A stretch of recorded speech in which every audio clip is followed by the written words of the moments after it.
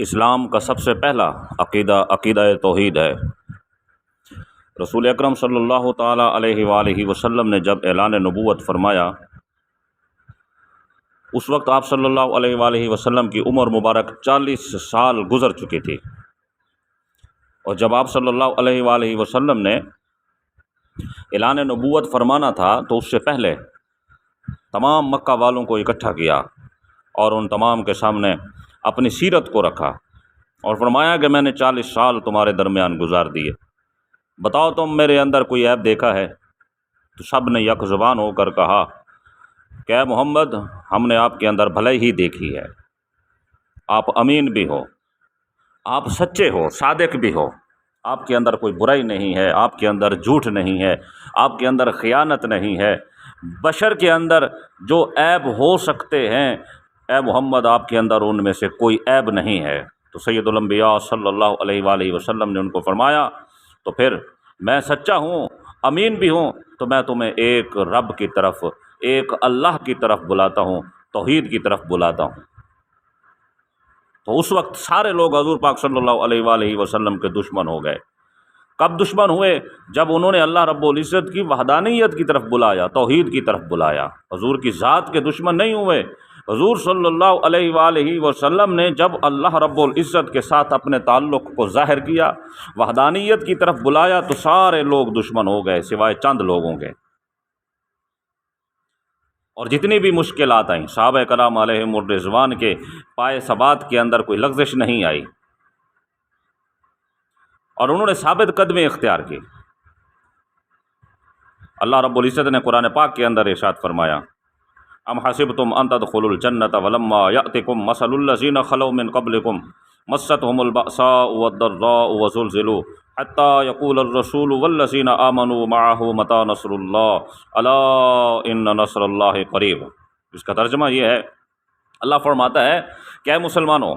کیا تم نے یہ گمان کر لیا ہے کہ تم جنت میں داخل ہو جاؤ گے، حالانکہ ابھی تک تم پر ایسی آزمائشیں نہیں آئیں جو تم سے پہلے لوگوں پر آئی تھیں۔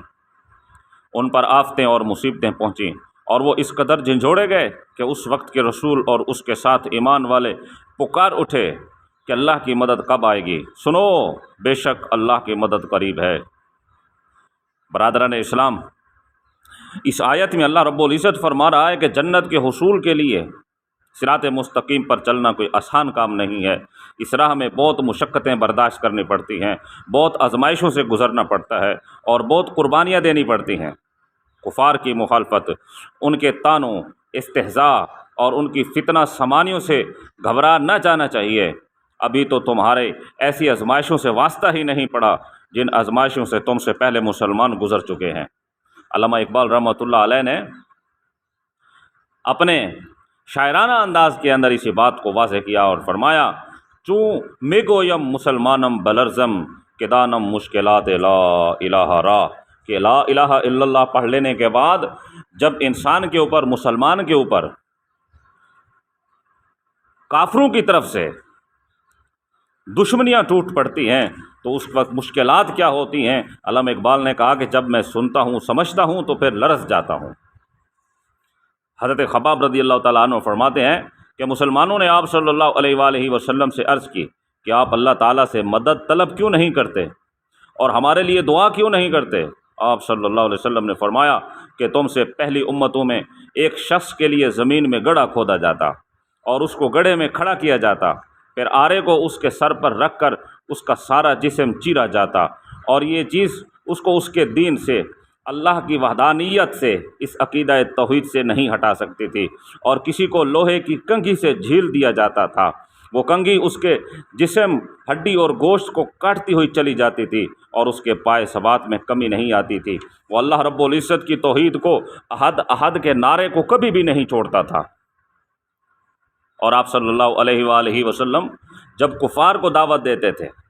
حج کے موقعوں پر، حج پہ جب کفار لوگ آتے تھے، مشرکین آتے تھے، یہود و نصارہ اس علاقے کی طرف جب تجارت کی غرض سے آتے تھے تو آپ صلی اللہ علیہ وآلہ وسلم وہاں جا کر لوگوں کو توحید کی دعوت دیتے۔ حضرت حارث بن حارث غامتی فرماتے ہیں کہ ہم منا میں تھے کہ رسول اللہ صلی اللہ علیہ وآلہ وسلم لوگوں کو توحید کی دعوت دے رہے تھے اور لوگ آپ کی دعوت کو ٹھکرا رہے تھے، اور آپ صلی اللہ علیہ وآلہ وسلم کو تکلیفیں پہنچا رہے تھے، یہاں تک کہ دن بلند ہو گیا، لوگ تکلیفیں دے دے کر تھک گئے۔ ایک عورت آئی، سر ظاہر تھا اور رو رہی تھی، اور آپ صلی اللہ علیہ وآلہ وسلم کو پانی دیا۔ نبی کریم صلی اللہ علیہ وسلم نے پانی پیا اور وضو کیا، اور اس عورت سے فرمایا کہ بیٹی اپنا سر ڈھانپ لو اور اپنے والد پر ذلت اور غلبہ کا خوف مت کرو۔ میں نے اپنے والد سے پوچھا یہ عورت کون ہے؟ بتایا کہ یہ آپ صلی اللہ علیہ وآلہ وسلم کی صاحبزادی حضرت زینب رضی اللہ تعالی عنہا ہیں۔ انبیاء کرام علیہ السلام کو اسی توحید کے عقیدہ کے اوپر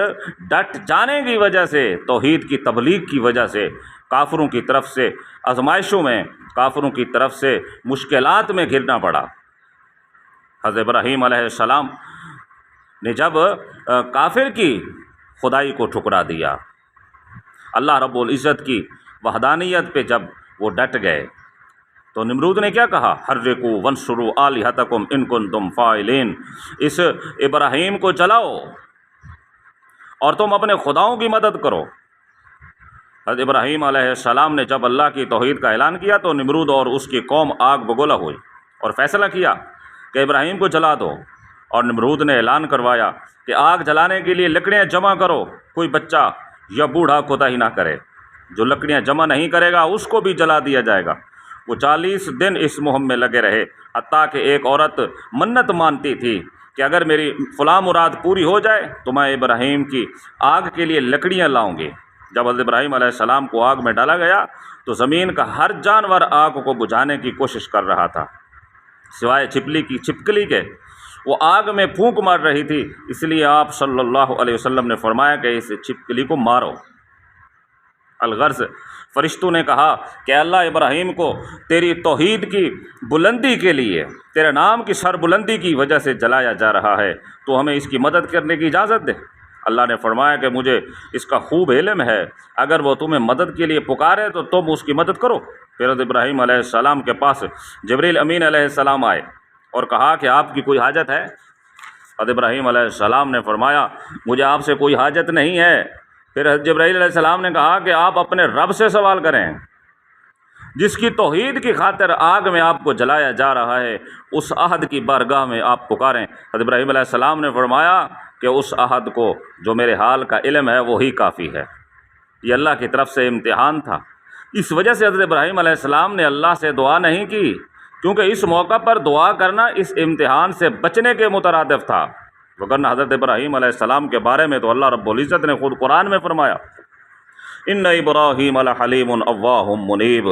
بے شک ابراہیم متحمل مزاج اور بہت گڑ گڑا کر دعا کرنے والے اور اللہ کی طرف رجوع کرنے والے تھے۔ حضرت ابراہیم علیہ السلام نے آگ میں جل جانا پسند کر لیا، لیکن اللہ کے ساتھ کسی کو شریک نہیں کیا۔ حضور کریم صلی اللہ تعالیٰ علیہ وآلہ وسلم کا فرمان ہے کہ ایمان یہ ہے کہ اللہ تعالیٰ کے ساتھ شرک کرنے کی بنسبت تجھے آگ میں جل جانا زیادہ آسان ہو، زیادہ پسند ہو۔ حضرت سلیمان رضی اللہ تعالیٰ عنہ فرماتے ہیں کہ حضرت ابراہیم علیہ السلام پر 2 بھوکے شیر چھوڑے گئے، چنانچہ وہ شیر جب حضرت ابراہیم علیہ السلام کے پاس پہنچے تو حضرت ابراہیم علیہ السلام کو چومنے لگے اور حضرت ابراہیم علیہ السلام کے سامنے سجدہ کرنے لگے۔